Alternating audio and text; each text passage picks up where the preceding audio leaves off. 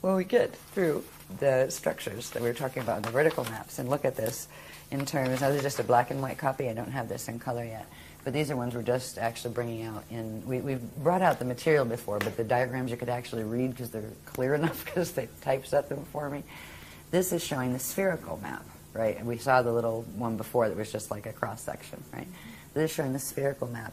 And when you look at these more closely, I'm not going to analyze this here. There's other things that, you know, we've gone in depth, other workshops have gone in depth in these. But here's where you'd have the Van Allen belts coming in, right?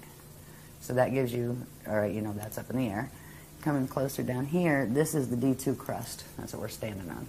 The D2 area, we are actually in D2, right? That's the telluric realm, and that is what we perceive as solid from the state of mind, the D3 atomic level. So we always see, you see as solid what is exactly one dimension below your state, right? And we are stuck in the D3 state because of the DNA, so we are seeing the D2 level as solid. So this is the D2 crust we're on. This is then you'd have the level of the mantles going down. You'd have the aquifers inside there.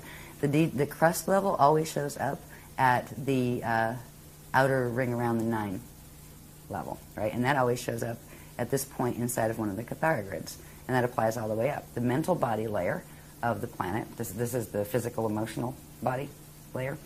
The next one up would be the D3 grid, that's up here, and there would be the specific areas where the crust of the mental body is, where if you went into the atomic state of matter, that would be physical to you. If you went into D4 or even density level consciousness, which is one step up, you would see that as physically solid.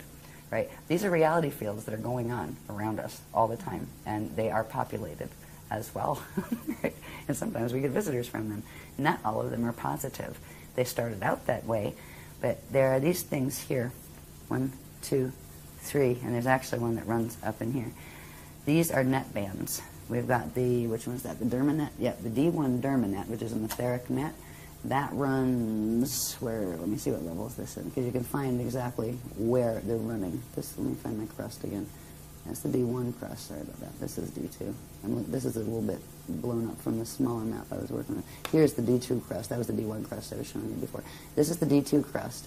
The dermanet runs literally halfway down in the upper mantle and halfway up to the ozone layer. All right, that is one of the frequency control nets that are controlling our DNA, our minds, that we're getting broadcast.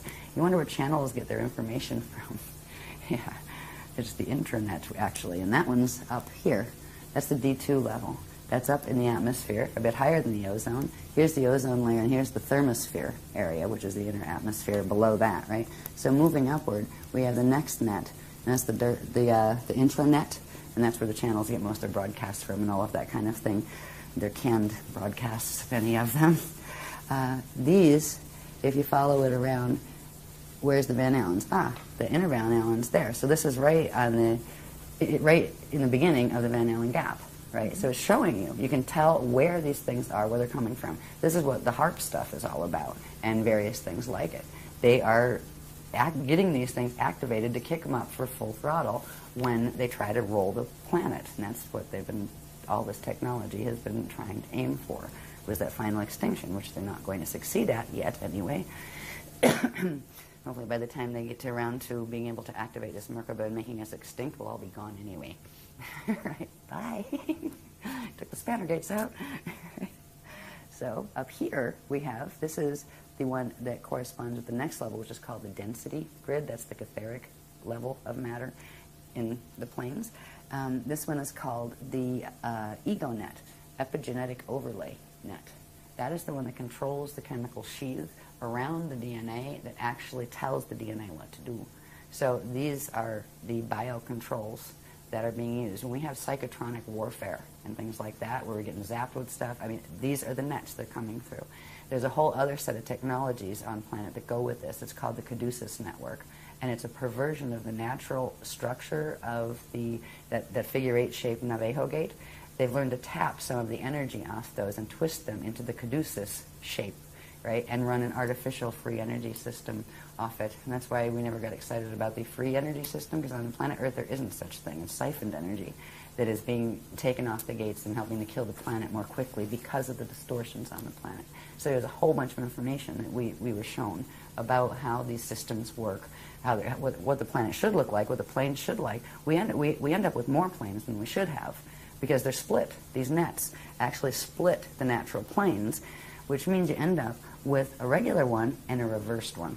The reversed ones are called hibernation zones, where literally whatever quantum of matter was there, it was put on reverse spin, so it disappears from here. It's not there anymore, right? It went somewhere. It's in the same place, but it's on opposite spin, so it appears invisible. This is where you have places like Shambhala, Eartha, all the other little channel control matrices that have been working wormhole systems in interacting and controlling here. Olympus was another one, yeah. So all of these things, when they started showing us this, it was just like, oh my God, right, that kind of thing, you know. It was heartbreaking. I was quite just bummed out about it, but also excited about understanding the planes. And of course, they never tell us anything that's really, really depressing unless they first give us the antidote. They're really good with that. They'll usually tell you the good stuff first and then show you what needs to be done, and you go, oh, okay, and then, oh, by the way, and that's because of this. You gotta go, oh, yuck. So you know, where you might go, and not even pay attention enough to learn the good part if they showed you all of the negatives first. But what's happening with those groups is that you've got their energy is going into those particular grids and being siphoned off, in essence. Mm-hmm. Yep.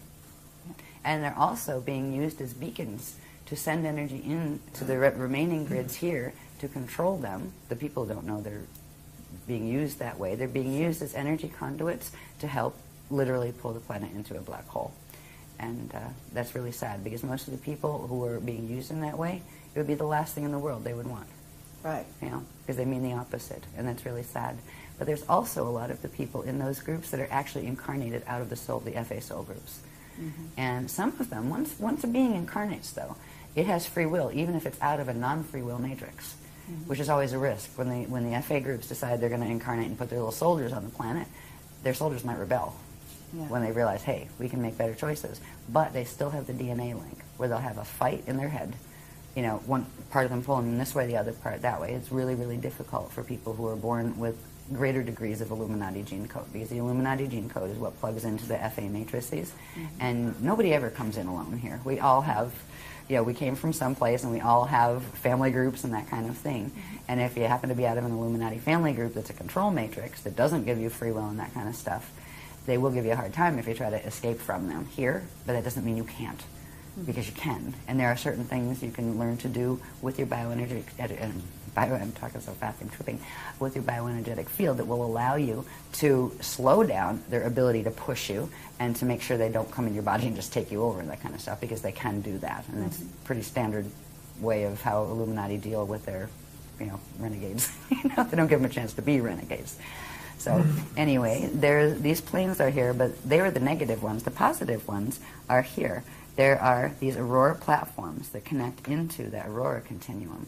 And we've been progressively giving technologies and techniques to work with our biofields and, you know, in our bodies and our various levels of our bodies to bring in the currents that will allow us to begin to be able to go into these spaces, or actually more so open up these spaces where they're in the same place as the other spaces, but you could have two people standing next to each other, one activated to this time wave and one to that, and they'll see completely two different things. Right now, we're all seeing the same thing because we're all stuck in the time wave that's being run by the Metatronic clock down here. As soon as this other time wave starts coming in, there will be another option. And if we work with technologies that bring that other time wave into our bodies, that's why they give us techniques. I mean, every workshop, there's tons of techniques. We must have thousands of techniques by now, I think. You know, that progressively help to fix this part of the light body, then this part, piece by piece. We've been putting ourselves back together, you know. But eventually what this will look like, what slide will look like, is you'll have yourself activated to a certain level, and you will see a gate, and a person next to you won't even see it. You'll walk through it, and you'll disappear, and they won't know why. That kind of thing. And you'll end up where you would, there's a place they're going to have that's actually called the mirror ball zone that we're going to learn about in this coming workshop, and I just know a little bit about it, but enough to know what its end result is going to be. there's going to be a place with the higher earth planes that we've talked about that are invisible to us right now because they're on the other side of the nets. They're free from the nets. And we just don't see those matter layers because of the nets. There's going to be a place where part of those planes blend with part of our planes, and there's going to be a blend field. And if you have the activated blended time wave, you will be able to see both and switch between them, which means you would be able to slide from one reality field to another. And that is the first step in ascension from here. The next step would be getting to the point where you could make it permanent. Because as long as your body is still partially running the time wave here, which means as long as you still have that cell donated by the piece of cell from your mother and your father, as long as that cell is still there and not released, you will be bound to the time frame of the planet in which that conception occurred. Right? So first we learn to slide, and then we learn to span, which is do the transfiguration and free that. So we are literally free to go into the living universe through the ascension passages. And that's what we're working on. It's the real deal. And I know it is. I remember teaching this in Egypt. I remember teaching this in India. I remember teaching this in Atlantis and in Lemuria and on Procyon. And other, it's the same thing we've been teaching over and over and over. It's the same thing that Jeshua tried to teach back then in the Jesus period. That was the person I call Jesus in these days. It was the same thing that before him, there were people in India that were trying to teach. These are the teachings. They belong to everyone. There's not one religion that they're a part of. They're the original legions of the Christ, which were the original, not just the CDD plates. The CDD plates themselves were just one part of the translation of the universal knowledge. There's a higher level of those plates that are called the something or other Alhambra plates that are from M31, the Alhambra plates. And they're crystal discs, actually. They're just starting to release information from those. When the solar crisis happened and it went into evac, they started bringing in the higher level information that had to do with the spanners, gates, and all of that stuff, because you weren't going to get out on the regular level of vertical ascension. You had to do the go in between in the aurora zone. Okay, so it's fascinating. Actually, anyway. I do have a question about the CDT plates, as you call them. Yeah. My understanding is that these are actually physical, or at least they're in the 3D world here on the planet, and that originally those plates were in Hawaii. They're hidden in Hawaii. Is that correct? Not all of them. They're hidden in different places, but they would often take me to the Hawaii center they have. Well, through the Hawaii portal. It's actually the place they took me to is in the year 6,529 or something of Earth, but higher Earth. It's in the higher Earth planes. And before, when they were talking about it in the books, they hadn't made the distinction between the lower Earth planes and the higher yet. That came much later, after we had things like this to show, what switched in what direction. But that's where they were taking me, and it was in those experiences that they allowed me to hold them. So I actually felt them and knew they were real, so I didn't think I just dreamed it, that kind of thing, because I knew I was like, I'm dreaming about it. No, you're not dreaming about it. You touched it. No, I didn't. Yes, you did. Did I do it again? Yes. Right. Yeah. I haven't. I've had bilocation experiences so far with the crystal ones, the ones from Andromeda, but I haven't physically held one of those yet. But I'm excited. There's books that are supposed to come off those. The Kali Shatari book is going to be very special. It's the holy book from one of the holy book series from Andromeda, and they're holy because they explain our relationship with Source. They explain the paradigm that all of this is about, and this belongs to everybody. You can take it or leave it, but it is the way the universe works, and you can work with it or against it, and there's no big God that's going to get mad at you. If you do something a different way, or you go in the opposite, if you act in ways that are opposite to the will of Source, which was a loving will and giving free will, the universal matrix itself, just the energy dynamics it's set up on, to be eternal, will give you consequence to action. And if the worse your actions get, the worse your consequences are going to get. And if you end up with yourself in a black hole and you're going to go in space dust return, it isn't because God did anything to you. It isn't because somebody else did. It's because you got yourself a bit twisted in how you were acting, and you were getting the feedback. What goes around comes around. What you're putting out, you're going to get back. And there's nobody that can buffer you from that. You can, pray and do 500 Holy Marys, and it's not going to fix that. It's being able to hold the frequency, because whatever frequency you're holding and however you're acting and thinking and acting, like conducting yourself energetically, will be the consequence you get back and there's really nothing that can stand between you and it. And that was the agreement coming into materialization for everybody the first time they came in from the God Source consciousness field. So there's no big, bad, angry God in the sky, which is nice to know. It's a relief after all the religions telling us there was.